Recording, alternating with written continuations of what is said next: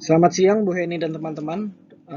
Pada kesempatan kita kali ini, kelompok kami akan mempresentasikan tentang PSAK 1. Perkenalkan anggota kelompok kami, yaitu yang pertama ada Angelina Christine, yang kedua Jericho Matthew, yang ketiga Hansen Johan, dan yang keempat Ratana Dewi. Pada slide yang pertama ini kita akan membahas tentang tujuan dari PSAK nomor 1. Yang pertama itu untuk menetapkan dasar-dasar bagi penyajian laporan keuangan bertujuan umum agar dapat dibandingkan baik dengan laporan keuangan periode sebelumnya maupun dengan laporan keuangan entitas lain. Yang kedua, untuk mengatur persyaratan bagi penyajian laporan keuangan, struktur laporan keuangan, dan persyaratan minimum diisi laporan keuangan. Selanjutnya laporan keuangan. Laporan keuangan menurut PSAK 1 adalah penyajian struktur dari posisi keuangan dan kinerja keuangan suatu entitas. Selanjutnya ada tujuan laporan keuangan. Laporan tujuan keuangan ini memberikan informasi mengenai posisi keuangan, kinerja keuangan, dan arus kas entitas yang bermanfaat bagi sebagian besar pengguna laporan keuangan dalam pembuatan keputusan ekonomi. Selanjutnya akan dilanjutkan oleh teman saya. Nah, selanjutnya itu adalah komponen laporan keuangan lengkap. Nah, di sini itu ada beberapa komponen ya. Yang pertama itu adalah laporan posisi keuangan pada akhir periode. Yang kedua, laporan laba rugi dan penghasilan komprehensif lain selama periode. Yang ketiga, laporan perubahan ekuitas selama periode. Lalu yang keempat, itu adalah laporan atas arus kas selama periode.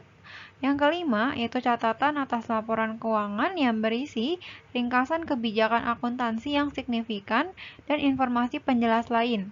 Nah, informasi komparatif itu mengenai periode terdekat sebelumnya yang sebagaimana itu telah ditentukan dalam PSAK 1 pada paragraf 38 dan juga 38A.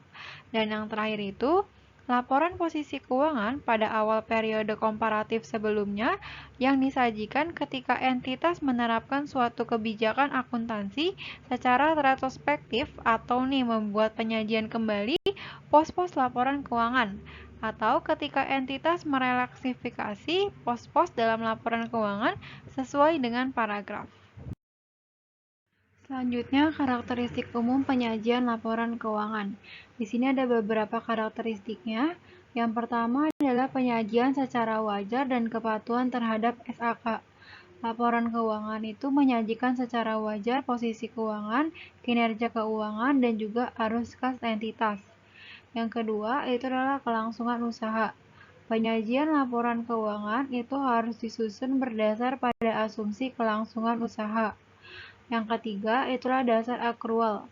Entitas menyusun laporan keuangan itu atas dasar akrual kecuali pada laporan arus kas. Yang keempat adalah materialitas dan penggabungan. Pengelompokan secara terpisah itu berdasar pada sifat atau pada fungsinya. Yang kelima adalah saling hapus. Entitas nggak boleh ngelakuin saling hapus atas aset dan liabilitas dan beban kecuali disyaratkan ataupun diizinkan oleh PSAK. Yang keenam adalah frekuensi pelaporan.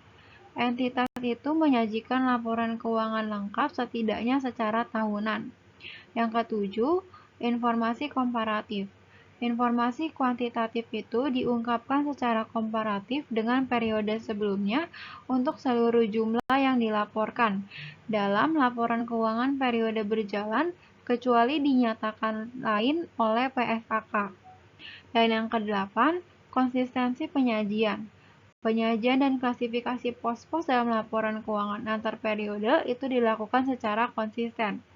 Untuk materi selanjutnya akan dilanjutkan oleh teman saya. Selanjutnya, kami akan menjelaskan struktur dan isi penyajian laporan keuangan. Yang pertama, identifikasi laporan keuangan. Entitas mengidentifikasi laporan keuangan secara jelas pada setiap laporan keuangan atau catatan atas laporan keuangan dengan tujuan agar mudah membedakannya dari informasi lain dalam dokumen publikasi yang sama.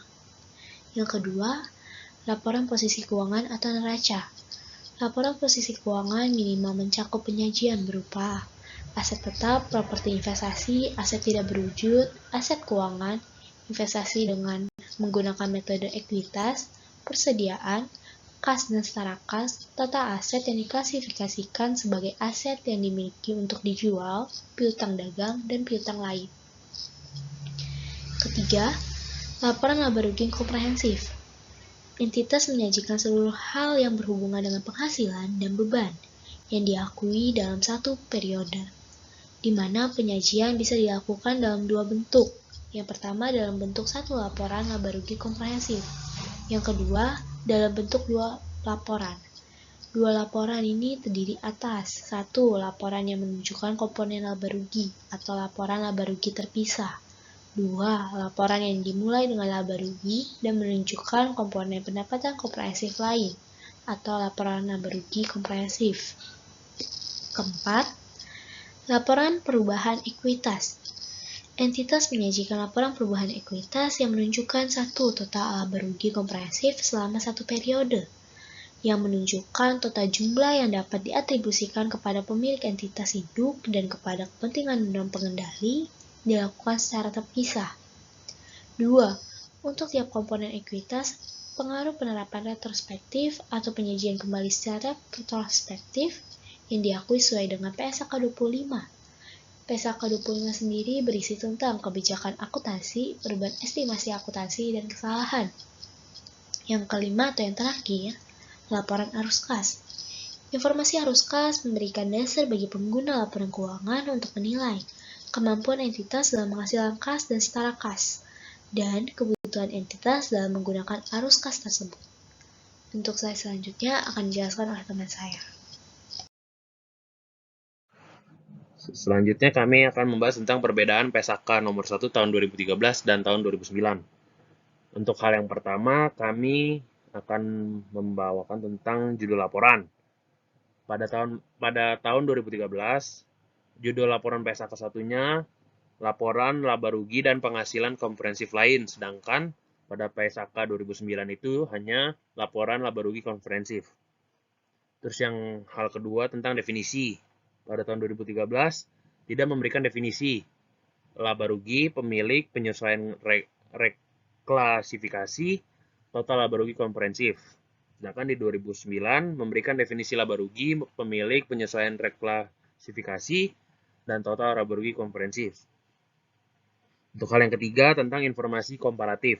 Pada PSAK 2013 menambahkan persyaratan penyajian dan pengungkapan, yaitu ada informasi komparatif minimum dan informasi komparatif tambahan.